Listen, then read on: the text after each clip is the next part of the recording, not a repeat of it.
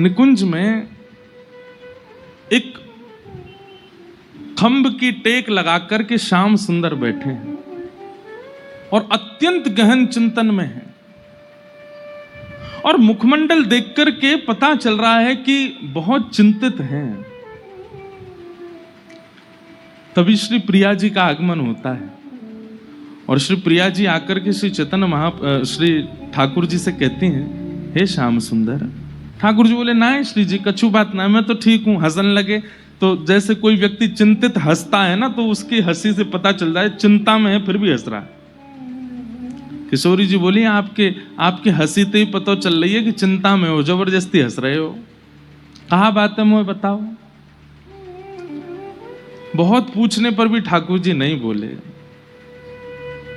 तो श्री जी ने हाथ पकड़ लिया, बोले मुझ को बताओ, नहीं तो फिर देखियो मैं आज प्रसाद नहीं पाऊंगी, आज भोजन नहीं करूंगी। हठ पूर्वक जब किशोरी जी पूछने लगी तब ठाकुर जी कहते हैं, मैंने ब्रजवासीन को कितनों विरह दियो ना। जिन ब्रजवासीन ने मुझ को पलकन पे रखो, जिन यशोदा मैया ने मुझ को कभी अपनी गोद ते उतरन नहीं दियो, जो नंद बाबा मेरे पीछे पीछे डोला करते, जो गोपियां जिनका जीवन ही केवल मैं था, ये मधुमंगल श्रीदामा, ये जितने मेरे भक्त हैं, जितने मेरे सखा हैं, इनको जीवन प्राण में है, तो मेरे सिवा इनने कोई को कछु महत्व ही नहीं दियो। और आप तो केवल दर्शन भी मेरे देखती भी मुझे हैं, श्रृंगार भी मेरे भाव से करती हैं, अन्न जल भी वो सेवन करती हैं जिसमें कहीं ना कहीं मेरा भाव विराजमान हो।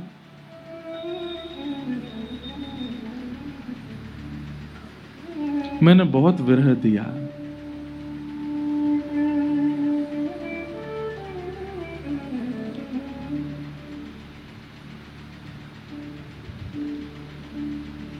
किशोरी जी बोली, अब आप इस बात का चिंतन क्यों कर रहे हैं? इसके चिंतन का भाव क्या है? ठाकुर जी कहते हैं, मैंने गीता में एक बात कही है। बोले, कहा, ये यथा माम प्रपद्यन्ते ताम तथैव भजाम्य हम। जो मुझे जैसे भजता है मैं भी फिर उसको वैसे ही प्राप्त करता हूं। श्री जी बोली, मतलब? बोले, मोए कभी कभी इतना भार लगे अपने ऊपर, यशोदा मैया के अश्रुबिंद, मधुमंगल श्रीदामा के अश्रुबिंद, मेरी प्राण प्रिया श्री किशोरी जी के अश्रुबिंद, इन गोपीन के अश्रुबिंद, ये सब अश्रुबिंद मुंह को बहुत भार लगे।